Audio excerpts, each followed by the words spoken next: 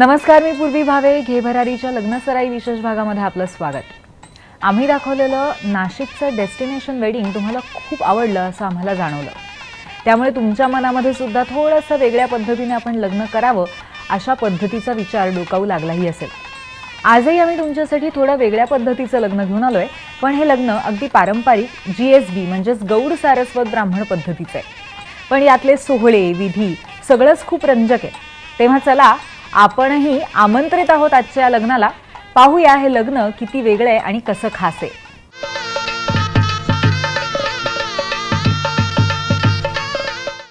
खरं तर प्रत्येक वेगळ्या समाजाच्या वेगळ्या पारंपरिक लग्नानुसार आपल्याला वेगवेगळ्या पद्धतीची वेशभूषाही पाहायला मिळते.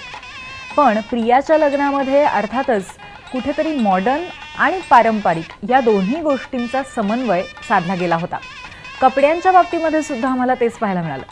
चला पाहूया लग्नासाठी कोणत्या कपड्यांची निवड प्रियाने केली होती.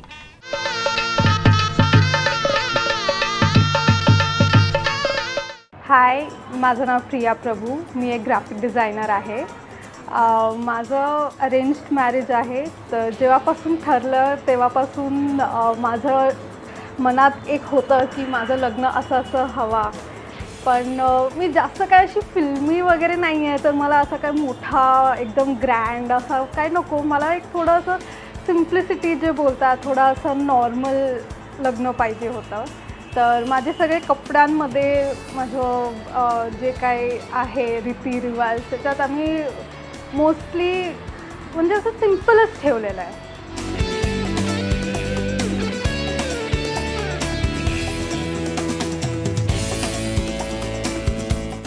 संगीतसाठी मी एक लेहंगा घेतलेला आहे. ते ॲक्च्युली खूप मजेदार गोष्ट होते. मला ॲक्च्युली खूप सारे सजेशन्स वगैरे आलेले हे की तू असा घे, तू तसा घे.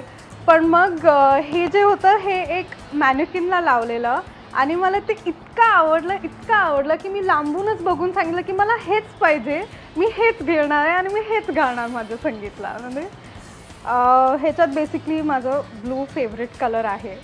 तर ब्लू तर पाहिजेच होता आणि त्याच्यावर जे हे ट्रेडिशनल वर्क जे आहे ते एक थोडंसं ट्रेडिशनल लुक देतो. कापड पण ते नेटचं नाही आहे, ते एक हे सिल्क आहे. तर ते छान दिसतं, म्हणजे थोडं ट्रेडिशनल लुक देतो. आणि म्हणजे माझ्या मनात जे होतं थोडं सिम्पल आणि थोडं ट्रेडिशनल, तर हे थोडं त्याचं ब्लेंड झालं त्याचं. आमच्या लग्नात खूप काही विधी वगैरे असतात. त्याच्यात मला जे साडी नेसायची ते 3दा मी बदलेल. तर सकाळी जे मी घालणार आहे ती येल्लो कलरची मस्त हळदच्या कलरची एक मस्त साडी आहे. खूप ट्रेडिशनल आहे, साऊथ इंडियन आपलं कांजीवरम साडी.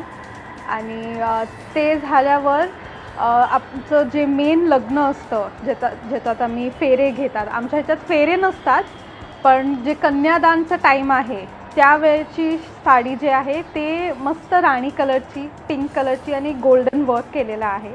खूप ट्रेडिशनल, खूप छान. ती पण एक माझी एक फेवरेट कलर आहे. तर माझी आवडती साडी झाली आहे ती आता. ती साडी जी आहे ती नऊवारी स्टाईलमध्ये नेसणार. आमच्याकडे असं म्हणतात की लग्नाच्या आधी मुलींनी पदर घ्यायची नसते. तर ते जे लग्नाचं विधी सुरू असते त्यावेळेला कोल्ही टाईपचं एक दुपट्टासारखं घातलं जातं त्याच साडीवर. आणि जेव्हा लग्न कंप्लीट होतं, पूर्ण होतं, त्यावेळेला सासूबाई येते, ती ते काढते आणि ती पदर लावते मग मला. मग त्याच्यानंतर माझं लग्न झालं असं.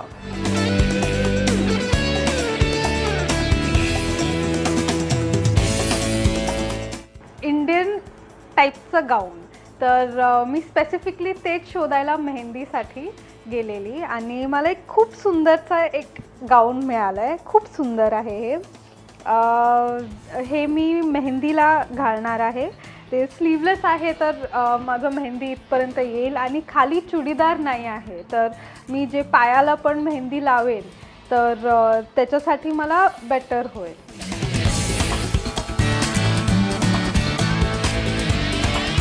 आता असं झालंय की माझ्या वेडिंग ट्रुझोमध्ये ट्रेडिशनल पण झालेलं आहे, थोडं इंडो वेस्टर्न पण झालं आहे आणि थोडं असं वेस्टर्न टाईप थोडं वेगळं पण झालेलं आहे.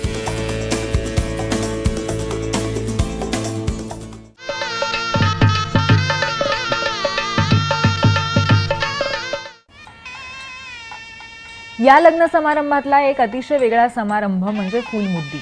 खरं तर नावावरनं आपल्याला हा नक्की काय सोहळा असेल ते कळत नाही, पण म्हणूनच आम्ही तुमच्यासाठी तो सोहळाच प्रत्यक्ष घेऊन आलोय आणि सोबत त्याला संगीताच्या सोहळ्याची सुद्धा साथ आहे.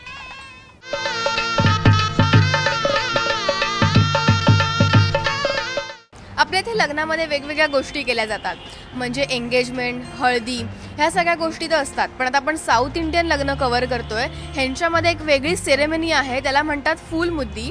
ह्यामध्ये असं असतं की आधीच्या काळात असं असायचं की नवरा दुसऱ्या गावातनं नवरी म्हणजे लग्न करण्यासाठी नवरीच्या गावात यायचा. त्यामुळे नवरीचे जे वडील आहेत ते नवऱ्याची पाय धुवून त्यांचं स्वागत करायचे आणि नवऱ्याला नवरीचे वडील एक रिंग म्हणजे अंगठी द्यायचे आणि नवरीची जी सासू आहे, होणारी सासू, ती नवरीला गजरे द्यायची.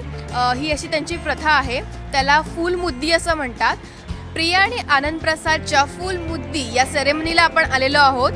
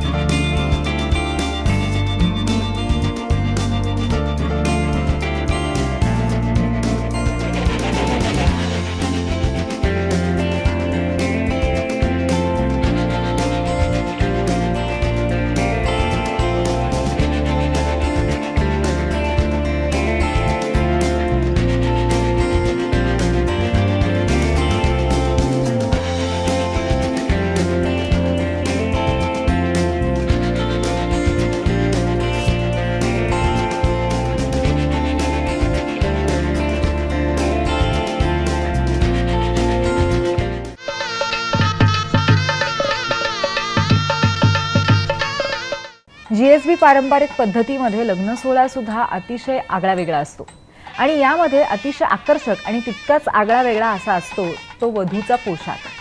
यामध्ये ओढणीचा अतिशय वेगळ्या पद्धतीने वापर केलेला असतो आणि एकंदरीतच भारतीय लग्न पेहरावांमध्ये हा अतिशय वेगळा उठून दिसेल असा पेहराव आहे. चला आपण मुख्य सोहळ्याला आता हजेरी लावूया.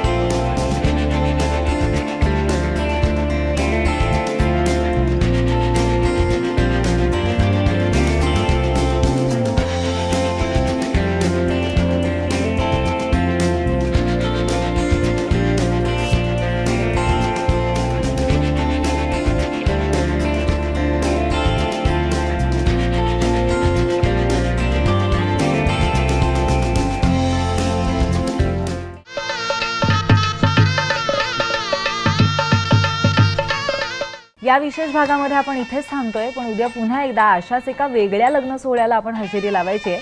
तेव्हा तुम्ही पाहत रहा ABP माझा.